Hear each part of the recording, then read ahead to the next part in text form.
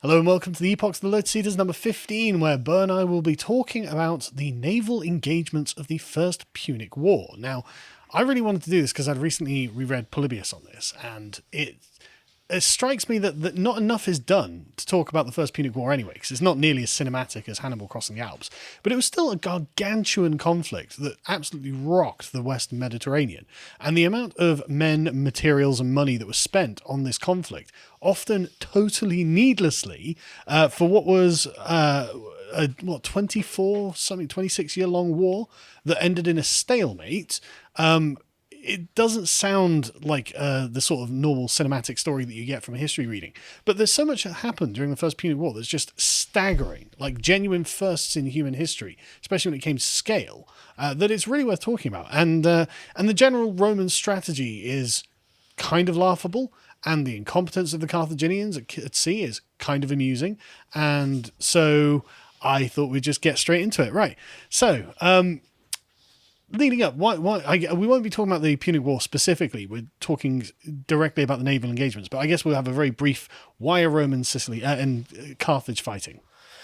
Right. Okay. Well, I mean, so you have to take a look at sort of the strategic picture for the whole of the Mediterranean. We are talking relatively early, or depending on what your favourite period is. But I suppose, yeah. If sort of the Age of Augustus is sort of the midway point, or in my mind, often the Age of Augustus is sort of things before that are earlier, and things after that are later. But it's the Republic Empire dichotomy, isn't it? Exactly. Yeah. So we're talking here. The First Punic War is 264 to 241, so it's sort of 24 years long, which is really long. That's a hugely long. It's a generation long. Yeah. I mean, even Polybius does say it's among the longest wars that they had, both sides sort of win against the odds and then lose when they shouldn't have done, and there's reversals and all sorts of things, and so it drags on a lot longer than it might have done. But just strategically looking at the picture is that Carthage sort of controlled, at least in terms of commerce, a lot of the Mediterranean, the Western Mediterranean, North African coast. Yeah. And Rome, by this point, by sort of the 260s, had defeated a lot. They'd had a lot of the Italian wars, their wars of expansion, historians call them. So they defeat like the Latins, the Samnites, Greeks, Italian Celts. All sorts of people. But so let me try and picture this. So we've got Alexander is about 80 years before, and he goes on his blazing conquest of the East. That's right. Yeah. And then you have the successor wars that did spill out over into Italy and Sicily through Pyrrhus, and the Romans drove him off. He fought both the Romans and the Carthaginians instantly, and then retired back to Greece. And in that period, the Romans basically consumed the southern end of Italy, but had problems with the Gauls in the north, didn't they? So they didn't. The Celts they hadn't properly subdued. They'd just won a few battles against them, but it wasn't like they'd civilized them, I guess we could say. Yeah. The Carthaginians have always been kind of involved with the Greek world because of Sicily, and so as you say, the Carthaginians operated essentially a maritime colonial empire, reasonably similar to the sort of strategy that Britain had in some ways, wasn't it? Yeah. And so, they were the dominant seafaring power, and there was literally no one else in the Western Mediterranean who'd really challenged them other than Syracuse. But even then, Syracuse was never like a great maritime power in the same way that Carthage was meant to. Right? So I think of them a bit like the medieval Genoese or Venetians. Yeah. The way they've got sort of giant fleets. Yeah. Pretty sophisticated bureaucracy and commercial hub. Huge almost. Hub, yeah. But perhaps unlike the Genoese or the Venetians, well, also when they thought they had to, would have big armies as well. Oh, yeah. So by this point, by the time the First Punic War kicks off, they do have the Carthaginians do have lots of holdings in Spain. They control Corsica and Sardinia and the Balearics, and most of Sicily. It's really the east coast and Syracuse that they don't control. Yeah.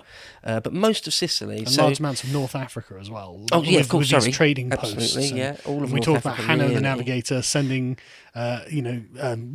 settling fleet around the west coast of Africa as well. So just hundreds of years before this. So that gives you an idea. Yeah, the power and prestige of Carthage as a civilization. And they would have had a giant fleet. Yes. And they were they were famous for having sort sort of cutting edge new designs of ship, bigger and bigger and better ships, and all that sort of thing. And well, perhaps you could say just real quick the sources we have on this might be worth saying. It's Polybius is the main one. Yeah, Polybius, but we do have bits and bobs from others as usual. Cicero mentions it a couple of times in some of his letters. Diodorus mentions it. Dio Cassius mentions it, but it's mainly Polybius. There would have been a massive chunk of Livy, but that's lost, unfortunately. And one of the things when I was researching this, I noticed that modern historians tend to view Polybius as the gold standard when it comes to talking about this era. Yeah. So. Fair enough. Yeah. So a quick thing on that, just sort of a sweep, that there's the period between this 264, the start of the First Punic War, and the end of the Third Punic War, which is 146. And so it's over 100 years. So basically, that 120 odd year period, Rome goes from just being one of the dominant players in mainland Italy to the hyperpower of the Mediterranean Sea, Mediterranean world. Yeah. Because in the year 146, they're supposed to have sacked both Carthage, finally, completely, razed it completely to the ground, and Corinth in Greece, ending the sort of Greco-Roman Greek war, wars in that theatre in the same year, 146. And Polybius says that it's part of his goal, or at least his revised goal, is to chronicle all of that. Because he was at the final sacking of Carthage at the end of the Third Punic War. Yeah. Oh, I didn't realise he was quite an old man at the sack of Carthage. Yeah, wow. He was like an old man at that point. Yeah, we'll talk about the sack of Carthage another time because it's one of the most brutal events of the ancient world. Well, again, just to give a quick sort of overview, you've got this First Punic War we're going to talk about, where although there's all sorts of different places and levels and things going on, it's mainly a scrap over Sicily. The Second Punic War is sort of the famous one with Hannibal with his elephants going across the Alps, which is the biggest of the three, easily. It's like Carthage Strikes Back, isn't it? Yeah. It's very... Part 2 is like the big one, with all sorts of stuff going off all over the Mediterranean. And then the Third Punic War really is just Rome going back and annihilating the city Return of Carthage. Of the Romans, it's really that. Yeah. So that's sort of the sweep of events. But at this point, in the beginning of the First Punic War, Rome are really the upstarts, don't you think? They're not sort of the big boys on the block at all. Not at all. That's Carthage. Yeah, that's the thing, isn't it? Because, I mean, all of the thing that I find remarkable is how quickly Rome manages to solidify its hold on Italy and wherever else it goes.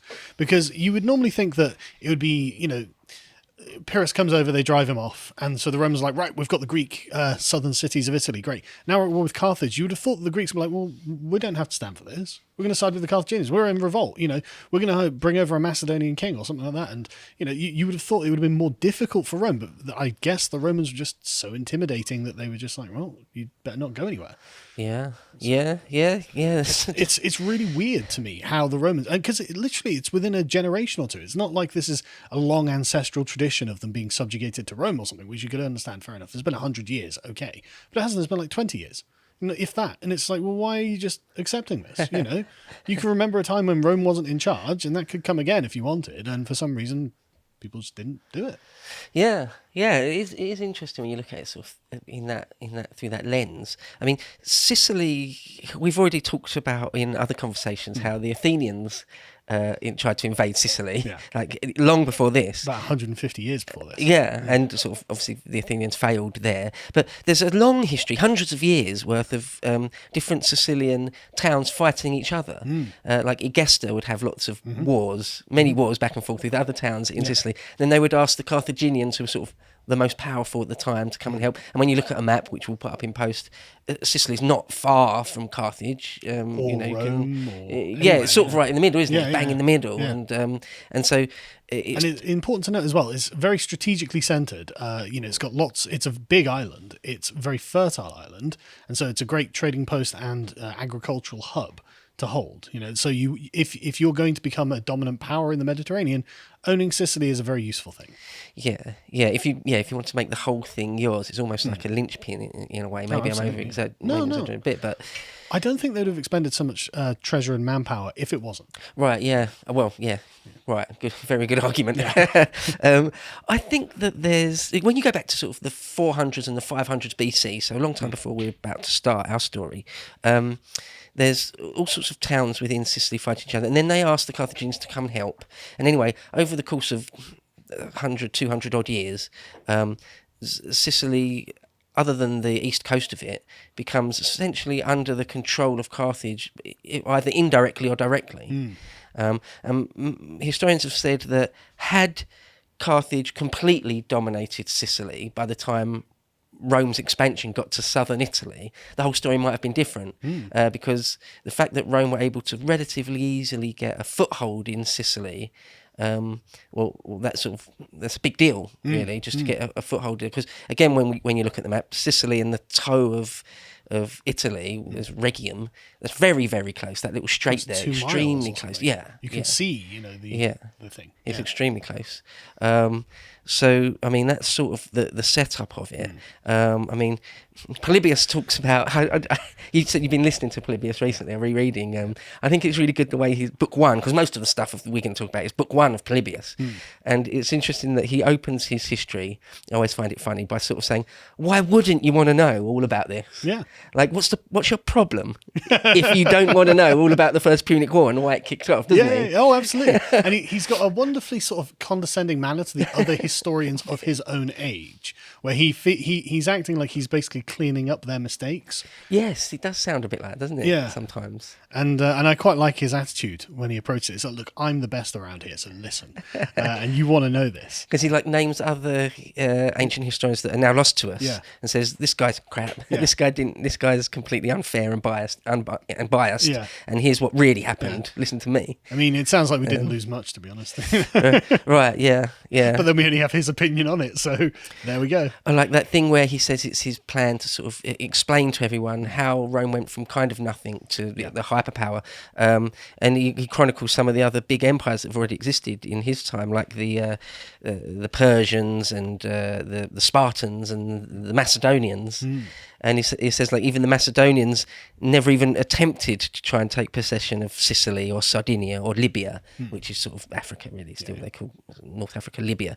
And that Rome not only did it, but did it super quick. I mean, it's kind of easy. Like, I mean, I'm exaggerating there, but he kind of says that, doesn't he? He was definitely a Romaboo, wasn't he? Oh, yeah, because he's a Greek. That's right. Polybius is a Greek man. Slave, wasn't he? Mate, no, I don't think so. I'm thinking wasn't he an archon in Athens at one point? I thought he was... No, I must be thinking of someone else. Don't worry. But he was extremely well connected. He was good friends with the leading aristocrats of the day, including the last Scipios. Yes. The last most famous Scipios, who were sort of extremely famous in their own lifetime. And he was really sort of one of their closest friends. And so he was extremely well connected, if nothing else. His history is a great one if anyone's interested in it. You can't really... Again, it's one of those things that if you're interested in the ancient world, you're going to have to read some Polybius at some point. But it's worth your time. Oh, of course, He's a pleasure to read. To watch the full video, please become a premium member at lotuseaters.com.